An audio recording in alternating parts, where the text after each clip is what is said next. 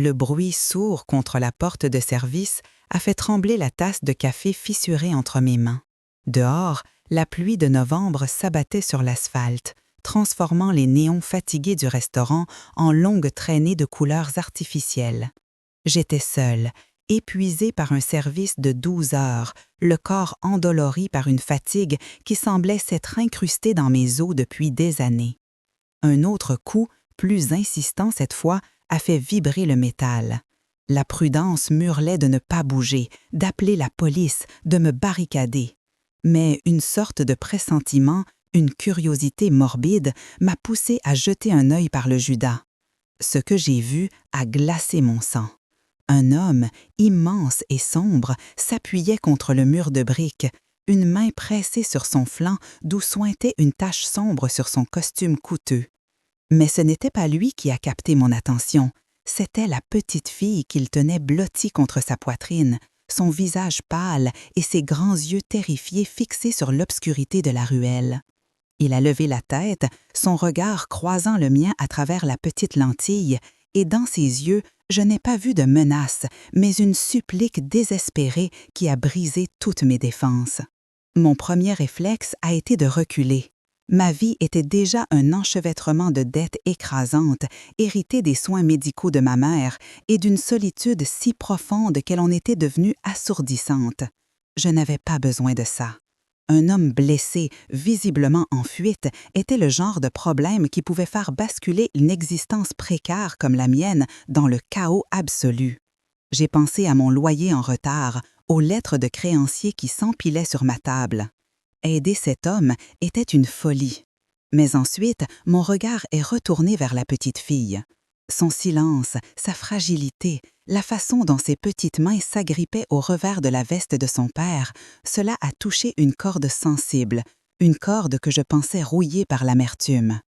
Si vous avez déjà ressenti ce tiraillement entre la peur pour vous-même et une empathie irrépressible pour quelqu'un d'autre, alors vous comprenez ce qui s'est passé.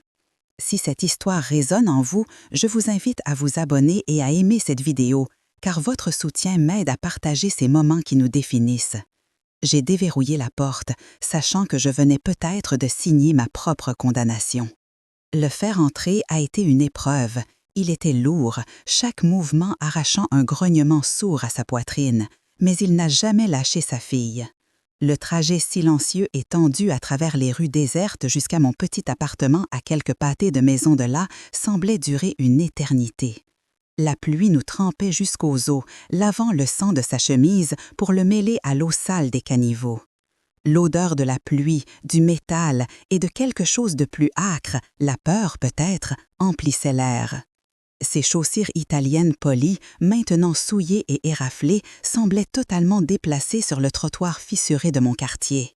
La petite fille, Lily, comme j'allais l'apprendre plus tard, n'a pas émis un son. Elle s'est simplement enfouie plus profondément contre lui, ses yeux scrutant les ombres comme si elle pouvait à tout moment prendre vie. En montant les escaliers usés de mon immeuble, le contraste entre son monde et le mien est devenu une évidence douloureuse. Il était un loup blessé qui s'était réfugié dans la tanière d'une souris, et je ne savais pas lequel de nos deux était le plus en danger. Une fois à l'intérieur, son imposante présence a semblé rétrécir mon petit 2 pièces. J'ai verrouillé la porte à double tour, le son du pêne semblant sceller notre sort commun. Je l'ai aidé à s'asseoir sur mon vieux canapé, le tissu usé grinçant sous son poids. Pendant qu'il s'efforçait de reprendre son souffle, j'ai agi par pur instinct, mon cerveau passant en mode survie. J'ai attrapé ma trousse de premier secours, celle que je gardais depuis que ma mère était malade, remplie de désinfectants, de bandages et de gaz. « Enlevez votre veste », ai-je murmuré, ma voix tremblante. Il a obéi sans un mot, ses yeux sombres ne me quittant jamais, analysant chaque geste. La blessure sur son flanc était vilaine, une coupure profonde, mais qui, par chance, ne semblait pas avoir touché d'organe vital. Pendant que je nettoyais le sang avec une maladresse fébrile, la petite fille restait immobile sur ses genoux, une poupée de raffoles silencieuse. Son regard était vide, comme si elle s'était retirée dans un endroit où personne ne pouvait l'atteindre. Je sentais le poids du regard de l'homme sur moi, un mélange de méfiance et une étrange forme de gratitude.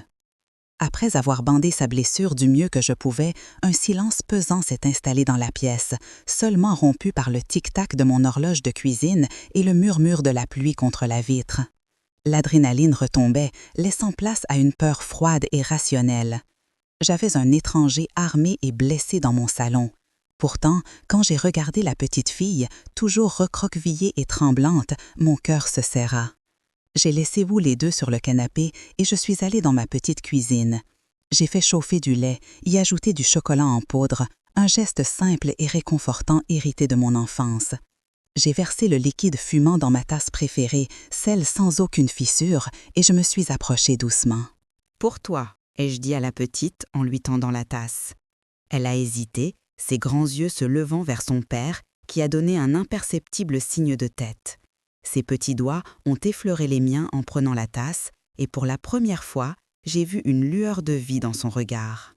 L'homme, Marco, a observé toute la scène, et son expression s'est adoucie, le masque de dureté se fissurant pour révéler une vulnérabilité qui m'a surprise. Le lendemain matin, la lumière grise de l'aube a filtré à travers mes stores bon marché, révélant la réalité crue de la situation.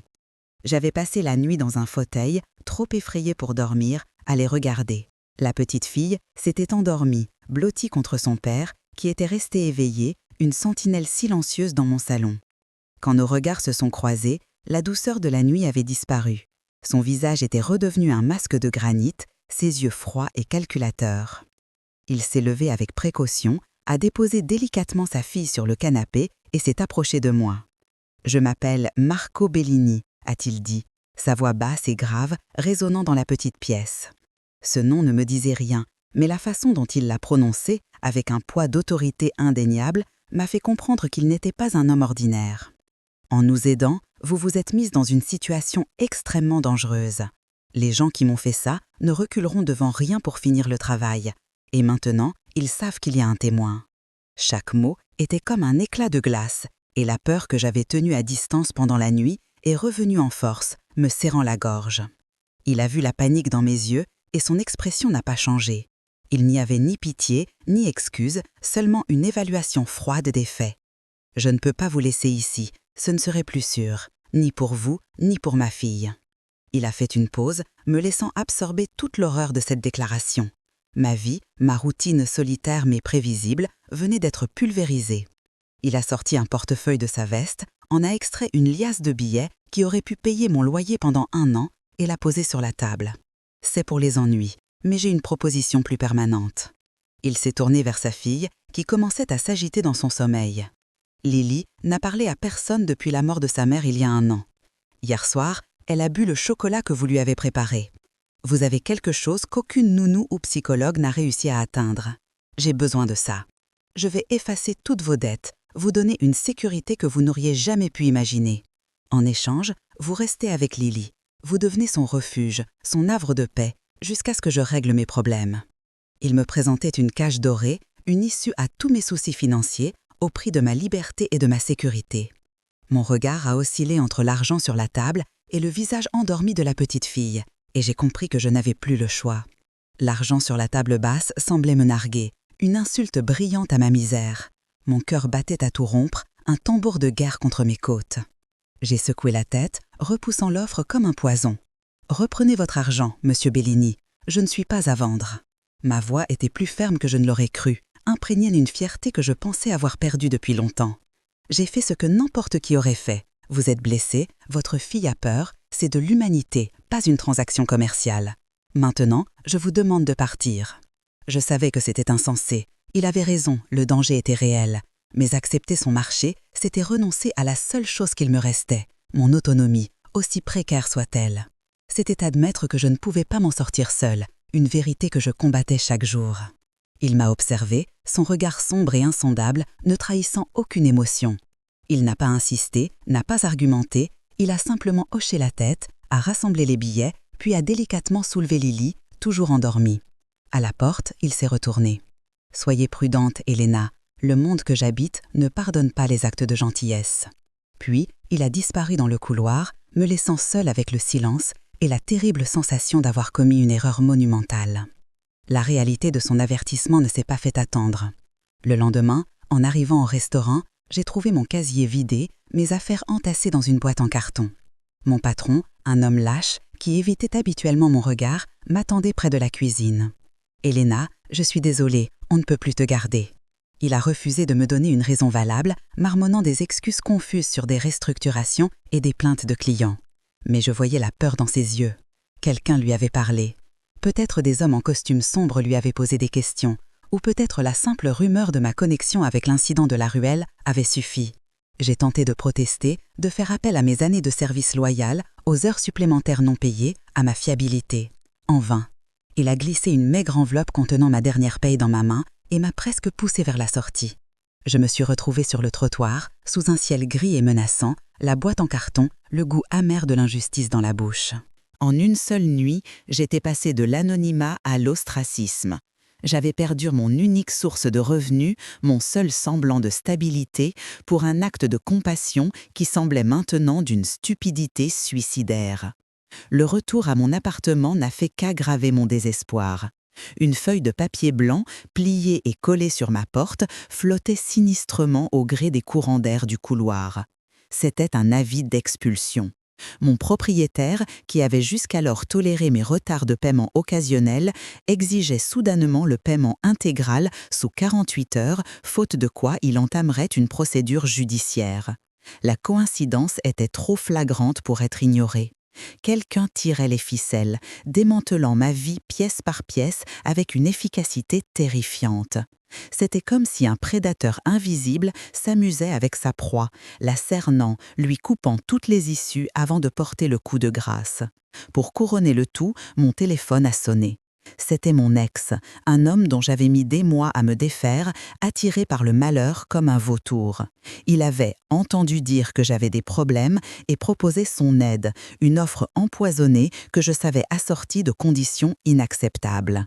Je lui ai raccroché au nez, mais le sentiment d'être traqué, exposé et vulnérable de toutes parts était devenu suffocant. Chaque ombre dans le couloir, chaque craquement du plancher semblait annoncer une nouvelle menace.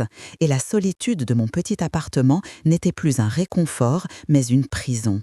La menace a pris un visage le soir même. Alors que je revenais d'un entretien d'embauche infructueux, 2 hommes m'attendaient dans le hall de mon immeuble.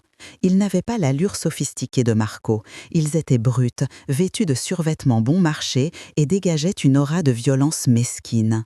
C'étaient les collecteurs de dettes de l'une des sociétés de crédit à qui je devais de l'argent pour les soins de ma mère. « On a été patient, Elena », a dit le plus grand, sa voix pâteuse et menaçante. Il a sorti une liasse de papier, mes factures impayées, et les a agitées sous mon nez. Le temps des lettres est terminé.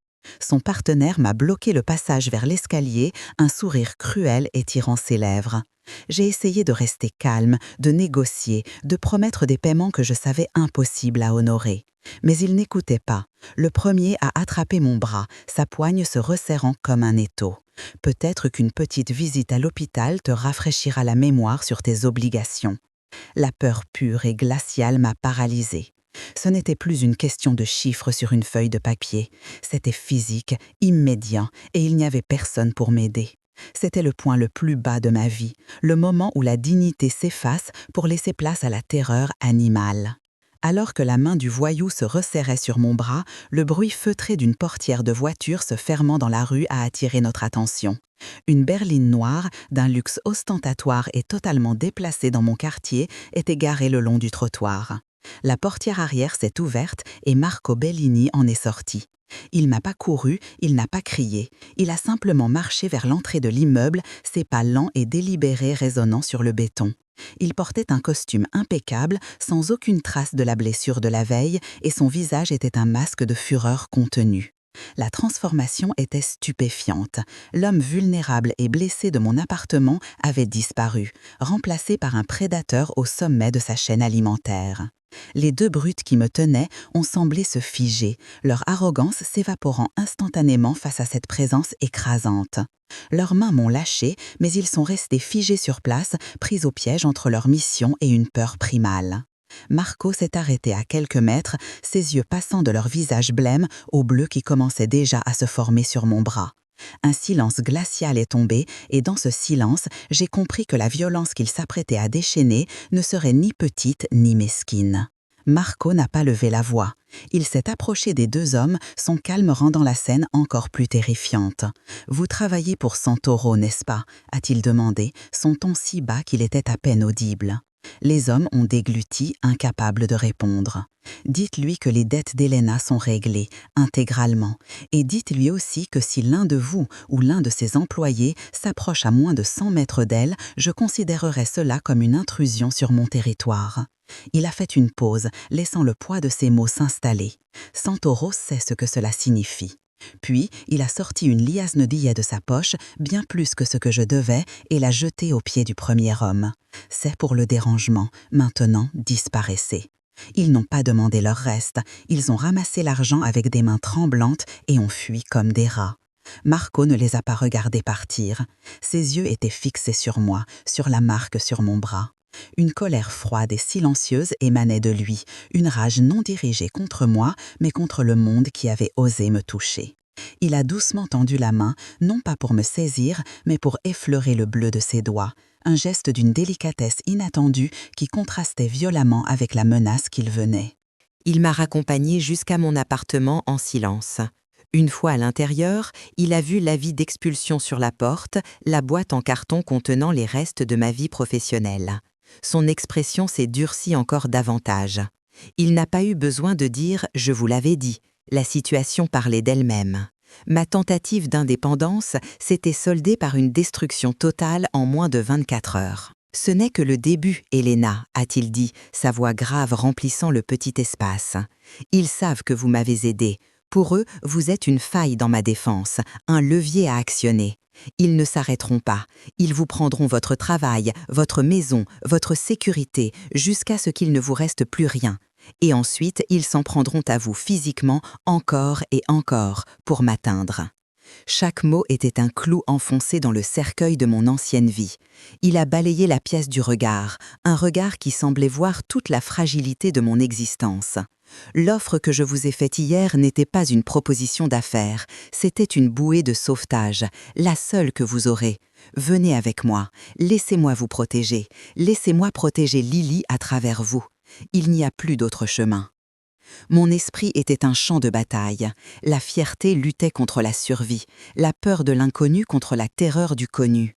Tout en moi hurlait de refuser, de ne pas céder ma liberté à cet homme dont le monde était fait de violence et de secrets. Être sous sa protection signifiait être dans sa cage, aussi dorée soit-elle. Je serais dépendante, redevable, une possession de plus dans son empire. Mais ensuite, une autre image s'est imposée dans mon esprit, le visage de Lily, ses grands yeux vides et la minuscule lueur d'espoir que j'y avais vue lorsqu'elle avait bu le chocolat chaud. C'était un appel silencieux, une connexion fragile qui transcendait la logique et la peur. Marco ne me demandait pas seulement de me sauver moi-même, il me demandait de sauver cet enfant du silence et de la solitude. Il m'offrait une sécurité matérielle, mais il me demandait en retour quelque chose de bien plus précieux, ma chaleur, mon empathie, cette part de moi que je considérais comme une faiblesse, mais qu'il voyait comme une force indispensable. Je l'ai regardé, lui, l'homme capable de faire fuir des voyous d'un simple regard, et j'ai vu la même supplique désespérée que dans la ruelle, la peur d'un père pour son enfant. J'ai pris une profonde inspiration, l'air semblant rare et précieux. J'ai regardé une dernière fois mon petit appartement, ce refuge qui était devenu une cible, le symbole d'une vie qui n'existait plus. Je pensais aux dettes, à l'expulsion, à la peur constante. Puis j'ai pensé à Lily.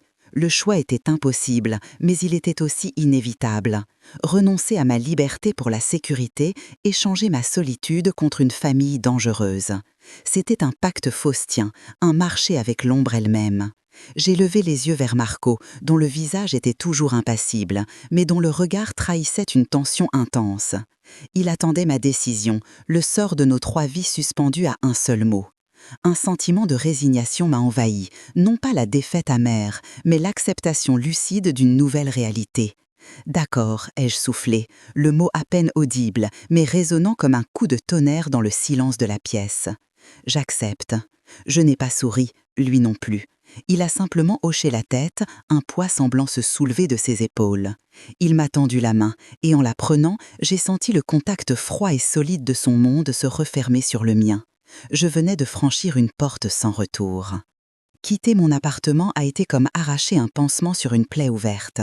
En quelques minutes, ma vie entière a été réduite à un unique sac de sport contenant quelques vêtements et les photos de ma mère. Marco n'a rien dit pendant le trajet, ses mains agrippant le volant de la berline noire avec une tension qui trahissait sa fureur contenue. Nous avons roulé à travers la ville endormie, laissant derrière nous les rues familières de mon quartier pour nous enfoncer dans le cœur de verre et d'acier de la métropole. L'ascenseur privé nous a emmenés au sommet d'une tour anonyme, et les portes se sont ouvertes sur un monde que je n'avais vu que dans les magazines. Un penthouse immense, aux murs de verre offrant une vue panoramique sur les lumières de la ville, s'étendait devant nous. Le mobilier était minimaliste, les couleurs froides, le silence absolu. Lily dormait dans une chambre qui ressemblait à une page de catalogue, parfaite et sans âme. Un homme au visage sévère, Léo, le bras droit de Marco, m'a tendu une feuille de papier. C'était un protocole, horaires, zones autorisées, interdiction de contacter l'extérieur. C'était une cage dorée, et en regardant la ville scintillante à mes pieds, je n'avais jamais ressenti un tel vertige, un mélange terrifiant de sécurité absolue et de perte totale de liberté. Mon nouvelle existence a commencé au lever du soleil, filtrée par des stores automatisés qui obéissaient qu'à un programme invisible. Le silence de l'appartement était assourdissant, un vide que même les bruits de la ville, si lointains, ne parvenaient à combler. Ma seule ancre dans cette réalité stérile était Lily. Je l'ai trouvée assise sur son lit, ses grands yeux fixés sur la fenêtre, une petite silhouette perdue dans une chambre trop grande pour elle. Je me suis assise à ses côtés, sans un mot, et j'ai commencé à lui lire un livre pour enfants que j'avais trouvé sur une étagère. Ma voix était la seule chose vivante dans cette pièce aseptisée. Au bout d'une heure, alors que je tournais une page, j'ai senti une pression minuscule sur ma main. Ses petits doigts s'étaient glissés dans les miens, une prise fragile mais déterminée. J'ai levé les yeux et j'ai vu Marco, debout dans l'encadrement de la porte, nous observant. Son visage était comme d'habitude une forteresse impénétrable, mais je pouvais sentir le poids de son regard, un mélange complexe de gratitude, de méfiance et d'une douleur si profonde qu'elle semblait aspirer toute la lumière autour de lui. Il était le gardien de cette prison, mais j'ai commencé à me demander s'il n'en était pas aussi le prisonnier le plus solitaire. Le premier soir, nous avons dîné tous les trois à une immense table en marbre noir qui aurait pu accueillir 20 personnes. Le repas, préparé par un chef privé, était exquis, mais l'atmosphère était si tendue que chaque bouchée avait un goût de cendre. Marco mangeait en silence, ses yeux ne quittant jamais son téléphone ou défilaient des messages codés. Lily picorait son assiette, le regard vide. Je ne pouvais plus supporter ce silence glacial. « Elle devrait jouer dehors », ai-je dit, ma voix résonnant étrangement dans la grande pièce. Marco a levé les yeux, surpris que j'ose briser le protocole non écrit. « C'est trop dangereux », a-t-il répondu, son ton sec et définitif. La fierté, ou peut-être une étincelle de mon ancienne vie, se rebellait en moi. Il y a un jardin sur le toit, sécurisé. Elle a besoin de sentir le soleil sur sa peau, de respirer un air qui n'est pas recyclé. Elle a besoin d'être une enfant, pas une prisonnière. Un muscle a tressailli sur sa mâchoire. Il me fixait, et pour la première fois, ce n'était pas le chef de la mafia qui me regardait, mais un père mis face à ses propres échecs. Il n'a rien répondu, mais le lendemain matin, Léo m'a informé que le jardin du Toyeuse était accessible pendant 1 heure chaque jour. Les jours suivants se sont installés dans une routine étrange, un équilibre précaire entre la peur et une forme de domesticité forcée. Je passais mes journées avec Lily, lui construisant des forteresses de coussins dans le salon immense, lui dessinant des mondes imaginaires pour remplir le silence à Lily. Marco restait une présence distante, un fantôme en costume qui apparaissait et disparaissait, ses conversations téléphoniques toujours menées à voix basse dans son bureau dont la porte était constamment fermée. Pourtant, de petits gestes inattendus ont commencé à percer son armure de glace.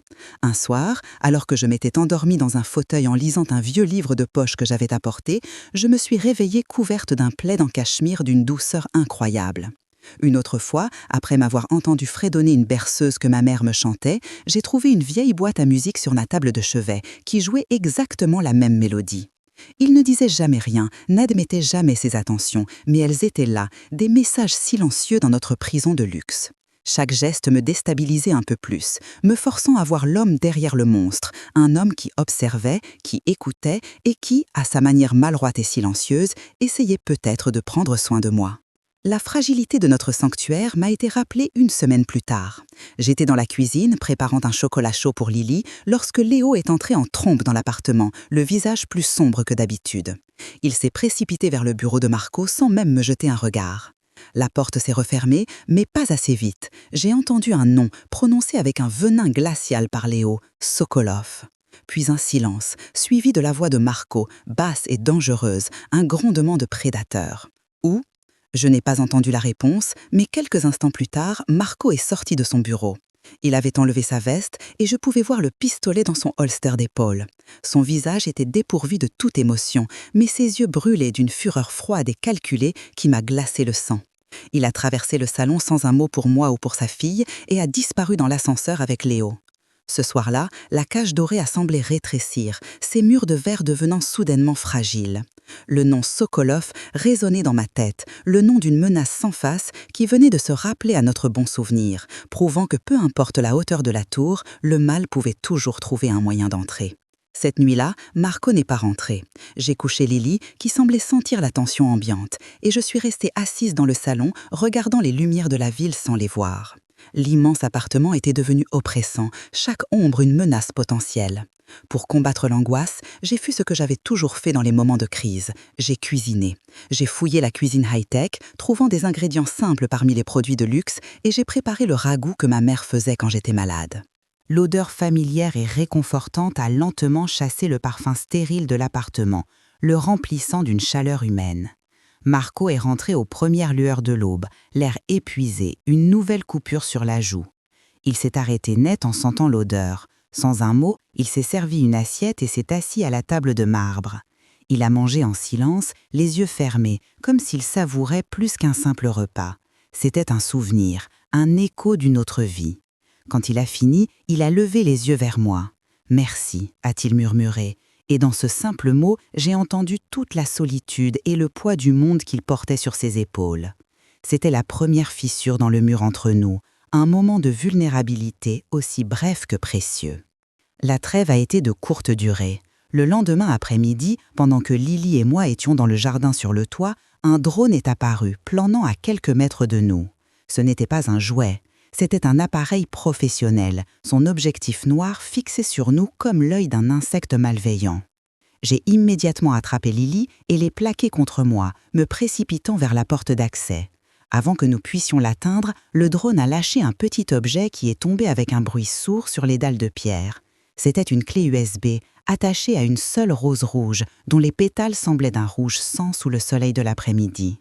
Les gardes du corps de Marco ont surgi de nulle part, nous mettant à l'abri à l'intérieur, leurs armes dégainées.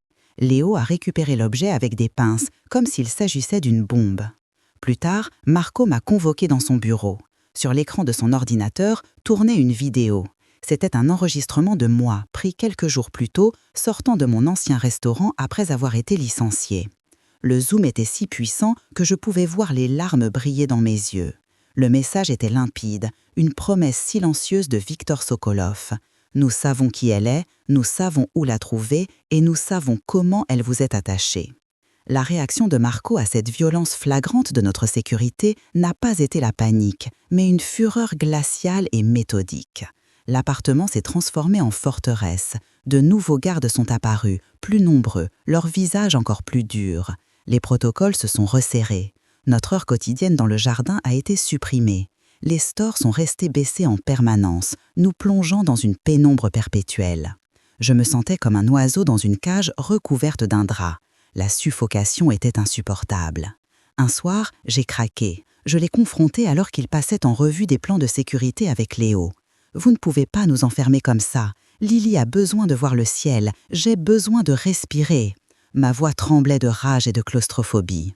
Il s'est tourné vers moi. Ses yeux sombres ne contenaient aucune trace de sympathie. « Ce que vous avez besoin, Elena, c'est de rester en vie. Ce que Lily a besoin, c'est d'une protectrice vivante. Sokolov ne joue pas. Il vient de me montrer qu'il peut vous atteindre. Ma seule réponse est de m'assurer qu'il ne pourra plus jamais le faire. Votre confort est un luxe que nous n'avons plus. Votre sécurité n'est pas négociable. » Ces mots étaient aussi durs et froids que les murs qui nous emprisonnaient, me rappelant brutalement que je n'étais pas sa partenaire, mais un bien précieux qu'il devait protéger. Le coup de grâce est arrivé 2 jours plus tard, sous la forme d'un colis livré par un courrier anonyme qui a déjoué la première ligne de sécurité de l'immeuble. Léo l'a intercepté, l'a scanné, puis l'a apporté à Marco avec une expression grave. Marco l'a ouvert avec précaution. À l'intérieur, il n'y avait pas de bombe, pas de menace explicite. Il y avait quelque chose de bien pire. C'était la petite poupée de Chaffon que j'avais laissée sur mon oreiller en quittant précipitamment mon appartement. La poupée que ma mère m'avait cousue quand j'étais enfant. Son visage en bouton était souillé d'une tache rouge, ressemblant à du sang séché. Sous la poupée se trouvait une simple note manuscrite, l'écriture élégante et cruelle. Elle ne s'adressait pas à Marco, elle m'était destinée. « J'espère que votre nouvelle maison est confortable, Elena. Lily est une si jolie petite fille.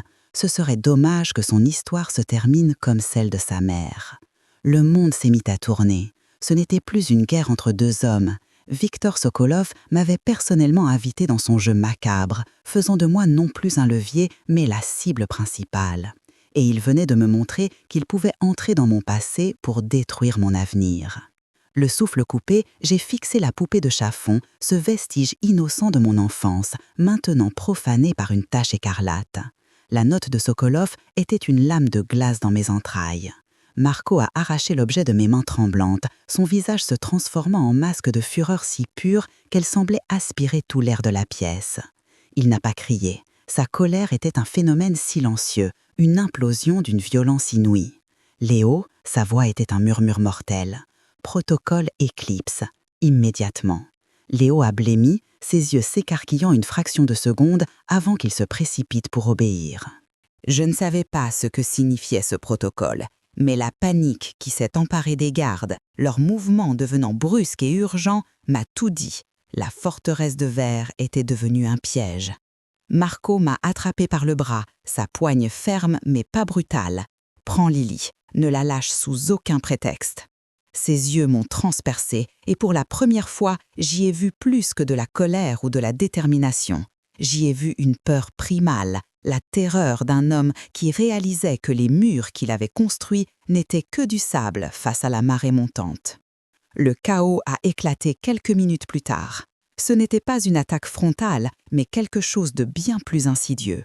Les lumières ont clignoté avant de s'éteindre complètement, nous plongeant dans une obscurité angoissante, seulement percée par les lumières de la ville au loin. Simultanément, une alarme stridente, celle des incendies, s'est mise à hurler, un son conçu pour semer la panique et la confusion. Léo criait des ordres dans un talkie-walkie, sa voix se mêlant au vacarme. « C'est un leurre, Sokolov a un homme à l'intérieur !» J'ai serré Lily contre moi, son petit corps tremblant de tous ses membres. Marco, une ombre massive à mes côtés, m'a guidée à travers les couloirs obscurs, une main sur mon dos, l'autre tenant une arme que j'avais à peine vue sortir. L'odeur âcre de la fumée a commencé à envahir nos poumons, non pas d'un vrai feu, mais d'une source chimique destinée à obstruer la vision et à rendre la respiration difficile.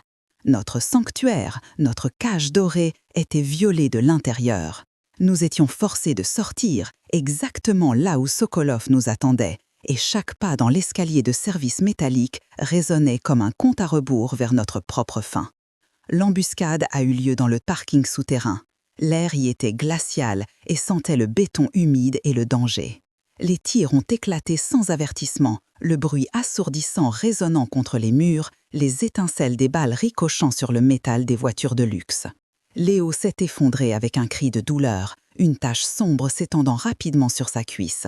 Marco m'a poussé derrière un pilier en béton, se plaçant entre nous et les assaillants. « Reste là !» a-t-il hurlé par-dessus le vacarme.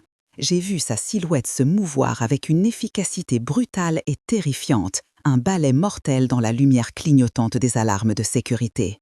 Il n'était plus le père inquiet ou l'homme d'affaires glacial, il était un prédateur défendant son territoire, chaque mouvement calculé pour neutraliser la menace. J'ai fermé les yeux de Lily, la pressant contre ma poitrine pour étouffer ses sanglots naissants, lui murmurant la berceuse de ma mère, ma voix tremblante se perdant dans le fracas des armes. Dans cet enfer de bruit et de violence, j'ai compris une vérité terrifiante. Pour protéger la vie que j'avais commencé à aimer, il fallait accepter la mort qui l'entourait. Nous nous sommes échappés de justesse, laissant derrière nous un sillage de chaos et de sirènes hurlantes. La voiture blindée a filé dans la nuit, s'enfonçant dans les quartiers industriels oubliés de la ville.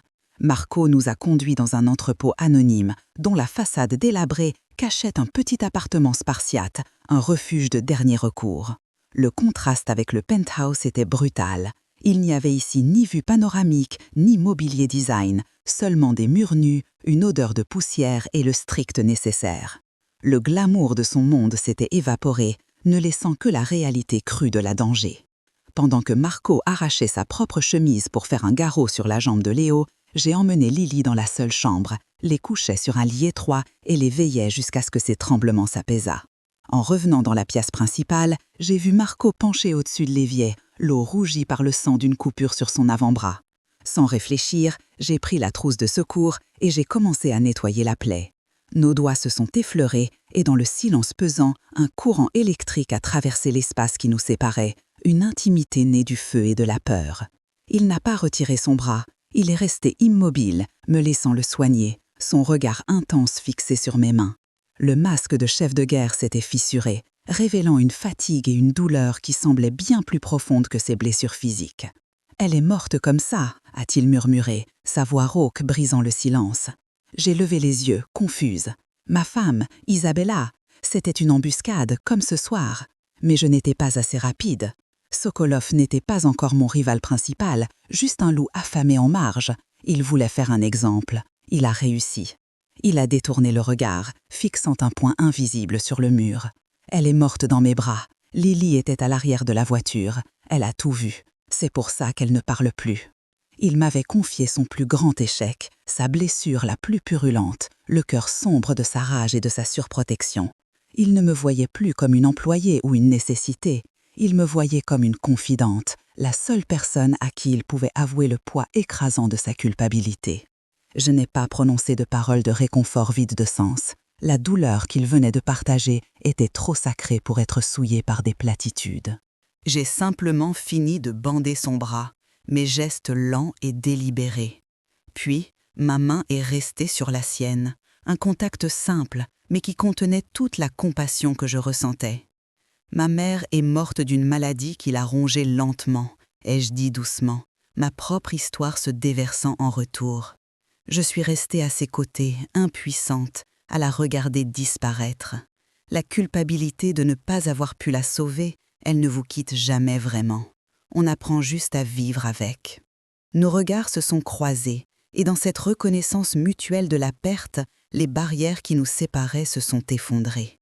Il a levé sa main libre et a doucement écarté une mèche de cheveux de mon visage, ses doigts effleurant ma joue. Le contact était aussi tendre qu'inattendu. L'attraction qui couvait entre nous depuis des semaines a éclaté au grand jour, une force silencieuse et puissante dans la quiétude de notre refuge précaire. Le monde extérieur n'existait plus. Il n'y avait que nous deux âmes brisées trouvant un instant de paix dans la tempête.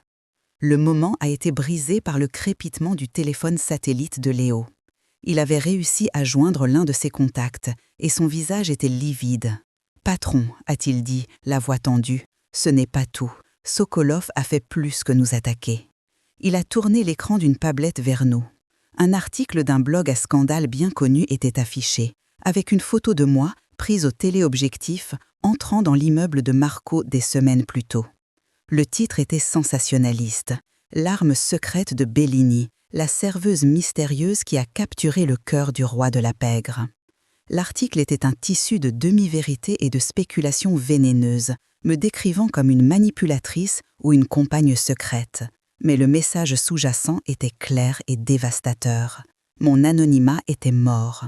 Sokolov ne m'avait pas seulement menacé en privé, il venait de peindre une cible géante sur mon dos, me présentant au monde entier et surtout à tous les ennemis de Marco comme son unique point faible.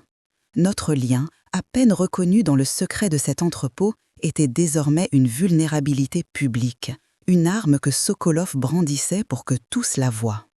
Marco a regardé l'écran, son visage se durcissant jusqu'à devenir du granit. La tendresse de l'instant précédent avait été balayée par une fureur froide et stratégique. Il a compris la manœuvre de Sokolov dans toute sa cruauté. Il ne cherchait pas seulement à me tuer, il cherchait à l'utiliser pour déstabiliser Marco, pour le forcer à prendre des décisions émotionnelles, pour le dépeindre comme un homme affaibli par l'amour. C'était une invitation à tous ses rivaux de me prendre pour cible pour l'atteindre. La guerre venait de changer de nature. Marco a éteint l'écran d'un geste sec. Il s'est tourné vers moi, et son regard n'était plus celui d'un homme vulnérable, mais celui d'un roi sur son échiquier, qui vient de voir la stratégie de son adversaire et prépare sa contre-attaque. Il a pris mon visage entre ses mains, me forçant à le regarder. « Il pense que tu es ma faiblesse », a-t-il dit, sa voix basse vibrante d'une intensité terrifiante. « Je vais lui montrer que tu es ma force. » Ce n'était pas une promesse romantique, c'était un serment de guerre, une déclaration qui nous liait de manière irréversible, transformant notre connexion naissante en l'ange central d'un conflit mortel. La déclaration de Marco n'était pas une simple promesse, c'était le déclenchement d'une guerre totale. Dans les heures qui ont suivi, notre refuge précaire s'est transformé en un quartier général frénétique. Des hommes armés, au visage dur et silencieux, allaient et venaient, tandis que Marco, penché sur des plans de la ville étalés sur la table, devenait une incarnation de la vengeance froide. Je les regardais partir, son visage un masque de détermination impénétrable et une peur glaciale s'est enroulée autour de mon cœur. L'attente a été une torture. Chaque sirène au loin, chaque ombre passant devant la fenêtre me faisait sursauter. Ils sont revenus bien après minuit, non pas en triomphe, mais en déroute. La porte s'est ouverte sur une scène de cauchemar. Marco portait Léo dans ses bras, le corps inerte de son bras droit ensanglanté, une blessure par balle béante à la poitrine. L'embuscade avait été un piège. Sokolov les attendait. La force que Marco voulait me montrer venait de se briser contre le mur de la réalité, et le prix de sa démonstration se mesurait désormais en sang versé par les siens. La nuit s'est transformée en un ballet macabre et silencieux pour sauver la vie de Léo. Un médecin au visage de marbre, visiblement habitué aux urgences clandestines, a été amené dans notre entrepôt. Pendant qu'il opérait sur la table de la cuisine, transformé en bloc chirurgical improvisé, Marco faisait les 100 pas, une fureur contenue émanant de lui comme une vague de chaleur. C'est à ce moment-là que la première fissure est apparue dans le mur de ma confiance. Un de ses lieutenants, un homme plus âgé à la mâchoire carrée, la confronta à voix basse. « C'est la même erreur, Marco, la même putain d'erreur. Tu laisses la colère te guider, comme avec Isabella. » Le nom a été lâché comme une bombe. Marco s'est figé, son poing se serrant jusqu'à ce que ses jointures blanchissent. Ne parle pas d'elle. Mais l'homme a insisté.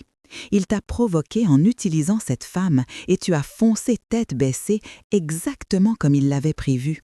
Il sait comment te manipuler, il l'a déjà fait. J'ai compris alors que la promesse de Marco n'était pas un serment de protection, mais le symptôme d'une blessure non cicatrisée. Il ne me protégeait pas, il rejouait une tragédie et j'étais involontairement devenu le fantôme de sa femme dans sa guerre personnelle. Le poids de la culpabilité m'a écrasé. Chaque goutte de sang de Léo sur le sol, chaque expression de douleur sur le visage de Marco, chaque ombre de peur dans les yeux de Lily, tout me semblait être de ma faute. J'étais le poison qui s'était infiltré dans leur monde. L'article de blog, la poupée profanée, l'embuscade. Sokolov utilisait ma présence comme un scalpel pour disséquer l'organisation de Marco de l'intérieur. Je n'étais pas sa force, j'étais son talon d'Achille, la faille par laquelle toute la destruction s'engouffrait. Assise près de la fenêtre, regardant la pluie laver les rues sales, je me suis sentie comme une intruse, une anomalie qui menaçait de tout détruire. Je me souvenais de ma vie d'avant, solitaire et difficile, mais simple. J'avais échangé cette solitude contre une cage dorée et maintenant cette cage était en feu et j'étais l'allumette qui l'avait enflammée. La seule pensée logique, la seule action décente qui me restait était de me retirer de l'équation.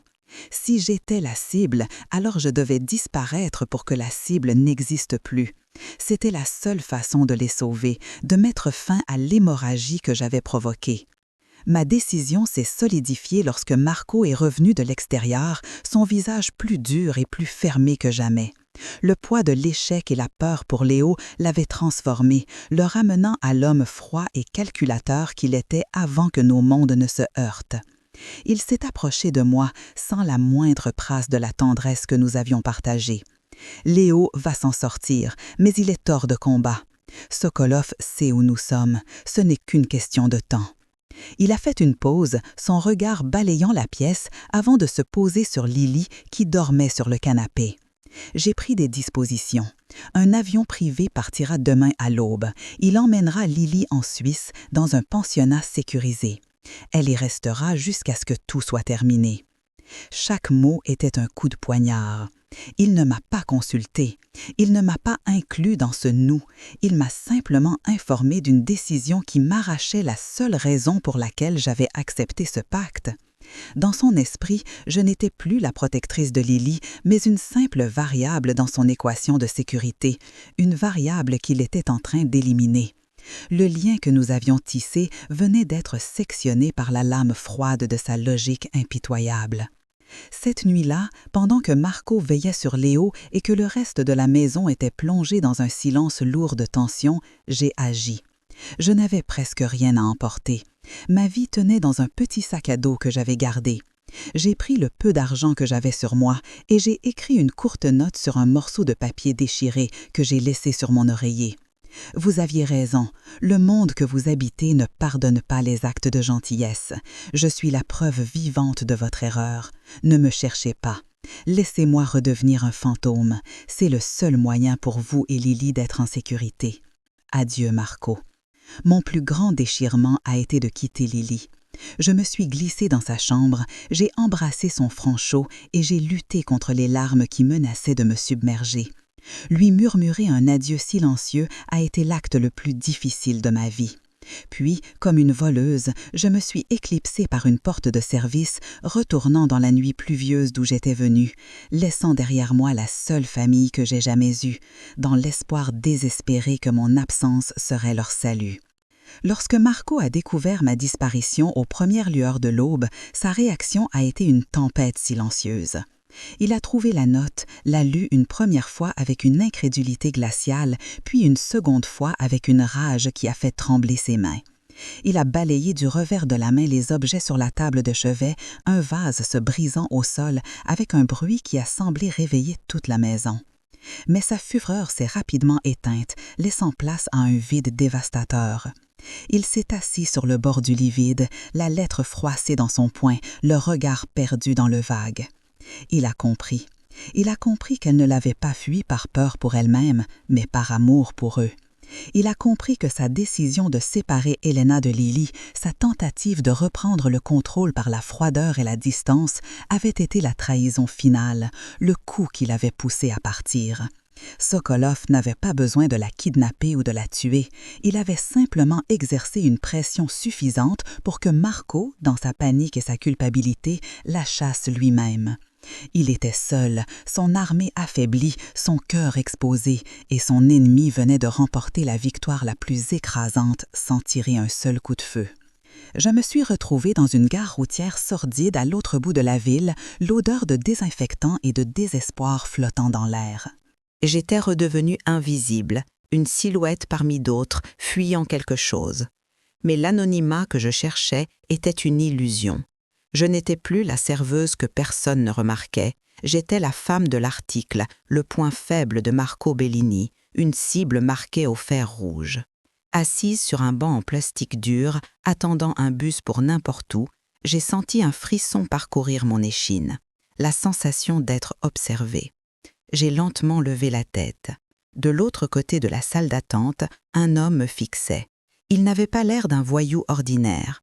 Il portait un long manteau sombre et ses yeux étaient d'un bleu glacial, dépourvus de toute émotion. Il a sorti son téléphone, l'a levé comme pour prendre une photo, puis l'a lentement abaissé. Mon propre téléphone, un vieux modèle prépayé que j'avais acheté en chemin, a vibré dans ma poche. Un message est apparu. Il ne contenait qu'une seule phrase, une promesse glaçante de Viktor Sokolov lui-même. « Tu ne peux pas fuir ce que tu es devenue, Elena. Le jeu ne fait que commencer. » La rage de Marco, en découvrant mon départ, fut une implosion silencieuse. La douleur aiguë s'est rapidement muée en une froideur stratégique, une lucidité née du désespoir. Il a compris la cruauté du jeu de Sokolov. Mon absence était une blessure plus profonde que n'importe quelle balle. Il a mobilisé l'intégralité de son réseau. Non pas pour me retrouver, il savait que me forcer à revenir serait me condamner, mais pour traquer la source de la trahison qui avait permis à Sokolov de s'infiltrer si profondément dans nos vies. Il a passé des heures enfermé dans son bureau improvisé, le visage éclairé par la lueur bleutée des écrans, analysant chaque communication, chaque mouvement financier, chaque rapport de surveillance. L'attaque du penthouse, l'embuscade dans le parking, la fuite de l'entrepôt. Chaque événement était trop précis, trop bien informé. Il y avait une taupe, un fantôme dans sa propre machine. La douleur de mon silence était le carburant de sa chasse, une colère blanche et concentrée qui le poussait à dénouer les fils de la conspiration, un par un, avec la patience méthodique d'une araignée tissant sa toile pour piéger le serpent qui avait envahi son nid.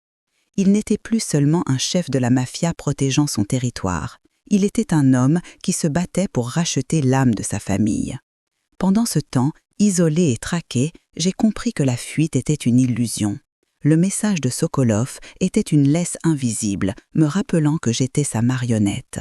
Mais la peur, au lieu de me paralyser, a rallumé une étincelle de défi. Je n'allais pas être une victime passive dans son opéra macabre. J'ai repensé à chaque détail, chaque mot, chaque menace. Sokolov n'était pas un simple tueur, c'était un metteur en scène sadique qui se délectait de la torture psychologique. J'ai décidé d'utiliser cette arrogance contre lui. J'ai cessé de me cacher. Je me souvenais d'une conversation entre les hommes de Marco évoquant un vieux café du centre-ville, le Diplomate, un territoire neutre où les conflits étaient mis en pause. En m'y rendant, je me suis délibérément exposée, un appât se jetant dans les eaux infestées de requins. Assise à une table, une tasse de café intacte devant moi, j'ai utilisé les compétences de mon ancienne vie. Observer, écouter, me fondre dans le décor. Mon plan était désespéré. Attirer l'un de ses messagers, enregistrer une conversation, trouver un levier, n'importe quoi pour briser le jeu. C'était ma seule arme, ma seule façon de reprendre le contrôle, transformer ma vulnérabilité en une lame affûtée dans l'ombre. L'enquête obsessionnelle de Marco a finalement porté ses fruits. En croisant les registres de communication cryptés avec les moments exacts des brèches de sécurité, une anomalie est apparue. Un nom qui lui a glacé le sang. Russo, son plus ancien lieutenant, l'homme qu'il avait traité de faible, qui avait invoqué le fantôme d'Isabella. La confrontation a eu lieu dans le silence d'une chambre forte. Marco n'a pas crié. Il a simplement étalé les preuves sur une table en acier. Des relevés de comptes offshore, des données de géolocalisation de téléphones prépayés, des transcriptions de messages codés. Acculé, Russo a avoué. Son motif était une loyauté tordue et empoisonnée. Il avait vu l'amour de Marco pour sa première femme, puis pour moi, non pas comme une force, mais comme une maladie qui rognait l'Empire. Il a pacté avec Sokolov pour exterminer la faiblesse à la racine, croyant sincèrement qu'en me sacrifiant, il sauverait la famille Bellini d'un chef devenu sentimental. Face à cette trahison ultime, Marco n'a ressenti qu'un vide glacial. Il n'a pas exécuté Russo. Il l'a transformé en son propre pion, lui ordonnant de transmettre à Sokolov de fausses informations sur un prétendu transfert de diamants, préparant un piège mortel. Mon pari audacieux au café a fonctionné, mais d'une manière terrifiante. Sokolov, visiblement amusé par mon initiative, m'a fait parvenir un message via un serveur. Il acceptait une rencontre. Le lieu, la bibliothèque municipale abandonnée, un décor théâtral parfait pour sa mise en scène finale. Il me promit des réponses et la garantie que Lily ne serait jamais touchée si je venais seule. C'était un piège évident, mais c'était aussi ma seule carte. J'ai laissé un mot codé à ma seule amie, Maria, une bouée de sauvetage dérisoire dans un océan de danger. Au même moment, le piège de Marco se refermait. L'information transmise par Russo avait attiré Sokolov à la même bibliothèque où il pensait intercepter une fortune en diamants. Alors que les hommes de Marco se mettaient en position à l'extérieur, prêts pour une confrontation armée, il m'a vu marcher, seul et sans armes, vers l'entrée monumentale du bâtiment. La vérité l'a frappé avec la violence d'une déflagration. Il n'y avait jamais eu de diamant. Le trésor que Sokolov était venu réclamer, le véritable enjeu de toute cette guerre, c'était moi. L'intérieur de la bibliothèque était un mausolée de silence, l'air chargé de l'odeur de papier moisi et de promesses non tenues. Sokolov m'attendait au milieu de la salle de lecture principale, non pas entouré de gardes, mais seul, un pistolet posé négligemment sur une table à côté de lui. Son calme était la chose la plus effrayante. Il m'a expliqué sa théorie, sa voix douce résonnant sous les voûtes poussiéreuses. Le véritable pouvoir, disait-il, ne consistait pas à tuer un homme, mais à le forcer à se détruire lui-même. Je n'ai jamais voulu faire de mal à Lily, a-t-il avoué avec un sourire cruel. Le but n'était pas de faire tomber le rideau, mais de vous regarder, vous, son chef-d'œuvre de faiblesse, le démanteler de l'intérieur. Il a levé son arme, le jeu touchant à sa fin. C'est alors que Marco est apparu, pas dans une explosion de violence, mais comme une ombre se détachant des galeries supérieures. Il était seul, ayant laissé ses hommes derrière, comprenant que c'était un duel personnel. « Laisse-la partir, Victor », sa voix était un grondement bas et mortel. « Ceci est entre toi et moi, ça l'a toujours été. » Le dernier acte de la tragédie de Sokolov était sur le point de commencer. Le face-à-face était électrique, une tension palpable dans l'air immobile de la bibliothèque. Sokolov a ri, un son sec et sans joie, savourant ce moment qu'il avait orchestré. Il a gardé son arme pointée sur moi. « Tu vois, Marco, tu choisis toujours la femme. C'est ta seule et unique faiblesse. » Au moment où son doigt s'est resserré sur la détente, j'ai agi. Mon instinct de serveuse, habitué à réagir en une fraction de seconde, a pris le dessus. J'ai saisi un lourd volume relié de cuir sur une étagère proche et l'ai lancé de toutes mes forces à son visage. La distraction n'a duré qu'un instant, mais c'était tout ce dont Marco avait besoin. Il n'a pas chargé Sokolov, il a plongé vers moi, me protégeant de son corps juste au moment où le coup de feu éclatait. La balle l'a frappé à l'épaule, mais il n'a pas faibli. Le combat qui a suivi fut bref, primal et définitif. Quand le silence est retombé, Sokolov gisait au sol. Marco, le souffle court et le sang tachant sa chemise, s'est tourné vers moi. Ses yeux ne contenaient aucune colère, seulement une question muette et désespérée. Je n'ai pas fui. J'ai couru vers lui, déchirant un morceau de ma propre chemise pour comprimer sa blessure. « Tu es venu », ai-je murmuré. « Toujours », a-t-il répondu. En cet instant, nous avons fait notre choix. Nous sommes sortis ensemble, main dans la main, laissant la violence derrière nous pour affronter le futur. Les mois qui ont suivi notre sortie de la bibliothèque ont été un long et lent processus de démolition et de reconstruction. L'empire de Sokolov, privé de sa tête pensante, s'est effondré comme un château de cartes, ses lieutenants se retournant les uns contre les autres dans une guerre interne qui a achevé de les anéantir. Marco, cependant, n'a pas cherché à simplement absorber les ruines. Il a profité du chaos pour élaguer les branches les plus sombres de sa propre organisation, coupant les liens avec les activités qu'il jugeait trop toxiques et renforçant les façades légitimes de ses entreprises de logistique et d'import-export. Je l'ai observé, non plus depuis la touche, mais à ses côtés. Mon opinion, celle d'une femme qui avait connu le monde extérieur sans armure, est devenue son baromètre moral. Dans le bureau de notre nouvelle maison, une demeure en pierre entourée d'un haut mur mais baignée de lumière, je suis devenue sa conseillère officielle, sa conscience. Je ne comprenais rien à ses stratégies complexes, mais je comprenais les gens. Et pour la première fois, il construisait quelque chose qui n'était pas seulement basé sur le pouvoir, mais sur un semblant de paix durable pour l'avenir de sa fille.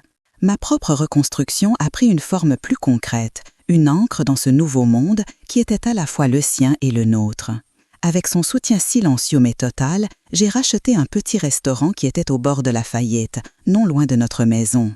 Ce n'était pas le routier graisseux de mon ancienne vie, mais un bistrot charmant que j'ai baptisé « Le Refuge ». C'était mon territoire, un endroit où les règles étaient les miennes. J'ai embauché des gens qui, comme moi, avaient besoin d'une seconde chance, des mères célibataires, d'anciens détenus cherchant à se réinsérer. C'est devenu un havre de paix, un lieu où la chaleur de la cuisine et le bruit des conversations animées chassaient les fantômes. Marco venait souvent, non pas comme le redoutable Bellini, mais simplement comme Marco, s'asseyant à une table dans le coin pour me regarder travailler, un rare sourire flottant sur ses lèvres. Il ne me contrôlait pas, il me célébrait. Il avait compris que ma force ne résidait pas dans ma capacité à me cacher derrière ces murs, mais dans ma capacité à construire mes propres fondations juste à côté des siennes, créant ainsi un empire bien plus solide. La violence a laissé des cicatrices, visibles et invisibles. La sienne, une ligne pâle sur son épaule qu'il touchait parfois distraitement, comme pour se rappeler le prix de son choix. Les miennes, plus profondes, gravées dans ma méfiance instinctive envers les bruits soudains et les silences trop longs. Mais peu à peu, la normalité a tissé sa toile apaisante autour de nous. Les soirées n'étaient plus consacrées à la planification de stratégies de défense, mais à aider Lily avec ses devoirs. Elle avait retrouvé sa voix, une voix claire et curieuse qui remplissait la maison de questions et de rires. Un soir, alors que je l'abordais, elle a commencé à fredonner la vieille berceuse de ma mère. Je l'ai rejointe et quelques instants plus tard, la voix grave de Marco s'est mêlée aux nôtres depuis le seuil de la porte. Plus tard, alors que nous étions seuls dans le salon, il m'a tendu un petit écrin. À l'intérieur, il n'y avait pas un diamant ostentatoire, mais un simple médaillon en argent. Il s'est ouvert pour révéler une minuscule gravure « Mon refuge ». Les mots qu'il ne pouvait pas toujours dire étaient là, un serment silencieux qui valait plus que toutes les promesses du monde. Aujourd'hui, alors que je vous raconte cette histoire, je suis assise sur la terrasse de notre jardin. Le soleil de fin d'après-midi filtre à travers les feuilles des chênes, peignant des taches dorées sur l'herbe où Lily, notre Lily, rit aux éclats sur sa balançoire. Marco est près de moi, sa main posée sur mon épaule, un geste simple qui contient un univers de sécurité et d'amour. La peur n'est plus une ombre constante, mais un lointain souvenir, la cicatrice d'une tempête qui a rendu la paix d'aujourd'hui encore plus précieuse. Je suis passée de serveuse invisible à reine d'un royaume improbable, un royaume construit non pas sur la peur, mais sur un acte de gentillesse dans une ruelle sombre. Nous avons brisé le cycle de la violence et de la solitude pour créer notre propre justice, notre famille. C'est une histoire de seconde chance, une preuve que même dans le monde le plus froid, on peut trouver quelqu'un prêt à tout brûler pour vous garder au chaud. Si ce récit a trouvé un écho en vous, merci de l'avoir partagé avec moi. Votre présence aide à donner une voix à ces histoires qui nous rappellent que l'espoir peut naître dans les endroits les plus inattendus.